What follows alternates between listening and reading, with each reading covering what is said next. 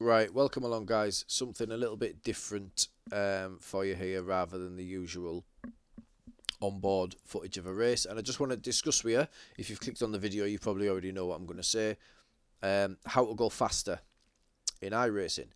Now, first things first, I want to draw your attention to this chart. And you can see the little spike.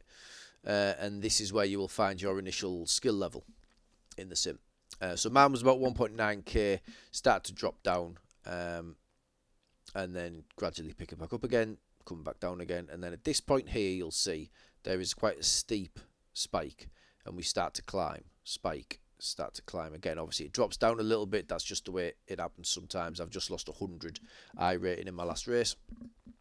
It was a netcode error, bit of contact in the wall.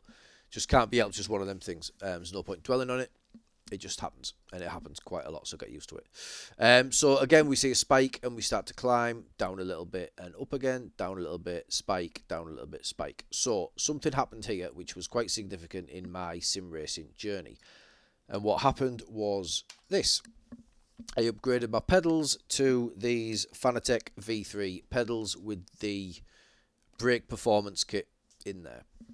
What this does is this gives me much more control over my braking. I was now able to trail brake into corners and just have a lot more control, when previously I had the T3 Pro pedals, and they were great for console. That's where my background was. I was a console racer, and I would probably win 90% of my online races, as well as the leagues that I was in, and I was doing quite well. Jumped over to iRacing, and it's just there's a lot more people, and people take it more seriously, and you tend to realise that you're not as quick on a PC as you were on the consoles, just the way it goes. So you can see from my career stats here, they're not prolific by any means. My iRating is 2.4k, which is pretty much average, I would think.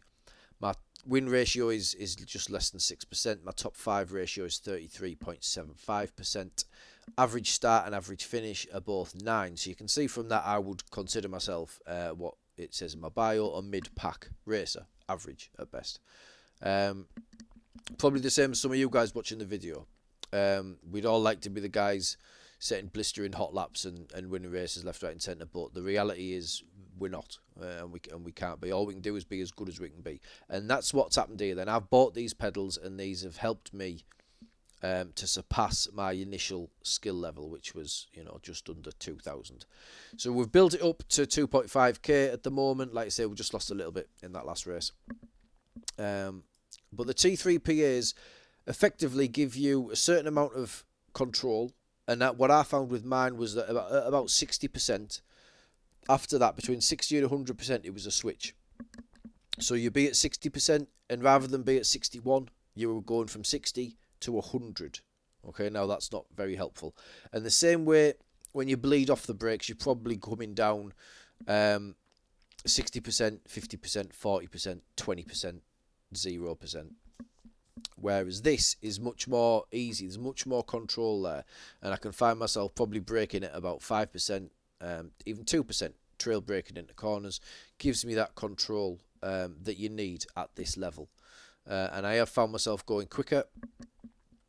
My braking points are the same, don't get me wrong. I would still brake at the same point, but the control it gives me coming out the corner is huge. Yeah, the difference is huge, and I find that is where, and I haven't really heard of anyone speaking about this, whether this is just my experience or not, I don't know, but I don't think the load cell pedals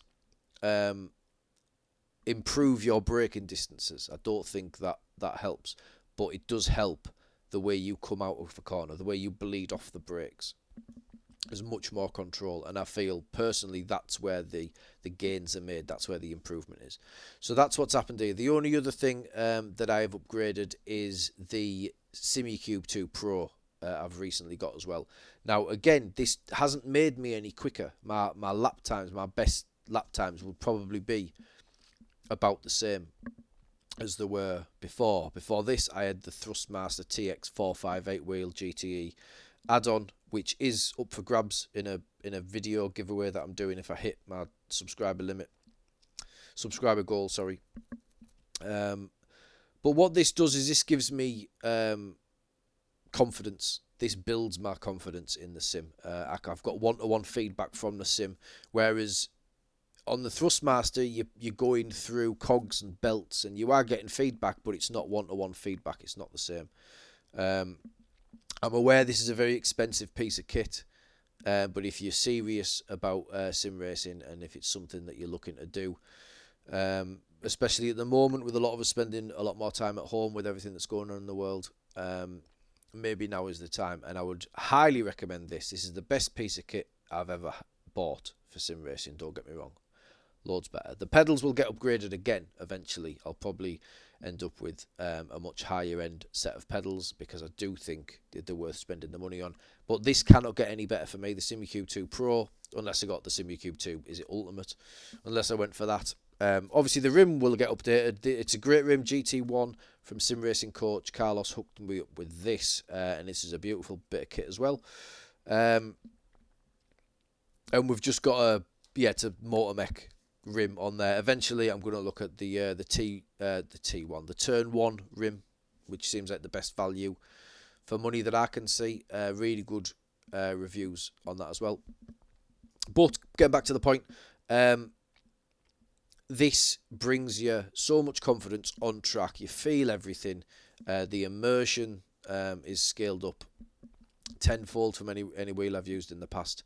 But yeah, don't get me wrong, these will not make you quicker overnight, right? But what they both do is they help build your confidence, and ultimately you're going to spend more time on the sim as well, because you're enjoying it more. If you're crashing out every other race, you're probably not going to spend as much time on the sim. In the last 20 races I've had, I can hand on heart say that I've probably only lost the back end of a car a handful of times, maybe 3 times. Obviously the races haven't gone to plan. That doesn't mean I've done really well in all the races. Obviously with motorsport things happen, you get collected, there's incidents. But before this gear, I would probably lose the back end of a car 50% of the time in a race, and crash out. And it was really crushing to spend all the time practicing, especially in league races. You spend all that time practicing, and you would jump in, and before you know it, you've gone, and you're thinking, you know, I'm better than this. I feel like I'm a better racer than this. My equipment's letting me down. If that's the case, chuck some money in there. Do you know what I mean? Spend some money on your hobby, and it'll pay off. It eventually pays off. You can see from the spike there, you know, it's quite clear that at that point it was August. I know it was August when I bought the pedals, and that's when that is.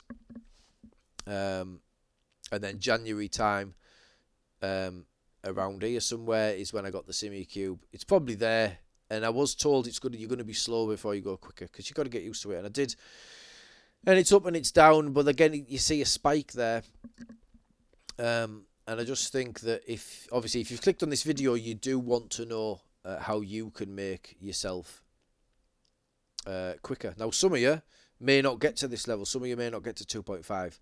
Most of you will probably get past this. You're like I say, I'm an average skill level in terms of this, but your goal should be to get as good as you could possibly be. And if your equipment's holding you back, invest in your hobby.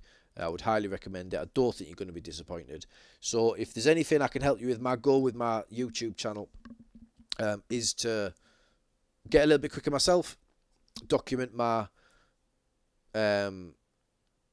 progression through my sim racing career, and if I can help you guys along the way, then that is ultimately what I would like to do. So if there's any questions you've got, give me a shout in the comments. If you wouldn't mind clicking subscribe if you've got any value from this video whatsoever, even if it's, pretty obvious, the stuff that I'm saying, it's not groundbreaking stuff, it is pretty obvious. It's not a quick fix, it's not overnight, but if you weren't sure about spending, if you weren't sure about it, and an hour in whether to put your hand in your pocket and spend on this stuff, from my experience, it is 100% worth it, and you won't regret it. So yeah, I would appreciate it if you could click the subscribe button and help me hit my follower goal, which is 500. I'm miles off. I know I'm miles off at the moment, but when I hit 500, I am giving away all my old equipment. So the T3 PAs, the TX458 wheel and wheelbase, the GTE add-on. Now you might be thinking, you know, well, why would we want that when you're telling us to get this? I'm assuming the people who are watching this video are the people who were in my shoes 6 months ago. But I would like to help anybody get into sim racing, and if me giving away my old equipment helps them, then that I'm all for it. That's what I'm doing it for. We'll do the same thing with these Fanatec V3s when I upgrade my pedals sometime in the future. Then I may put these up as well. I'm covering all costs for this. I'm covering all shipping costs and everything like that. I don't want anyone to have to spend on any of this.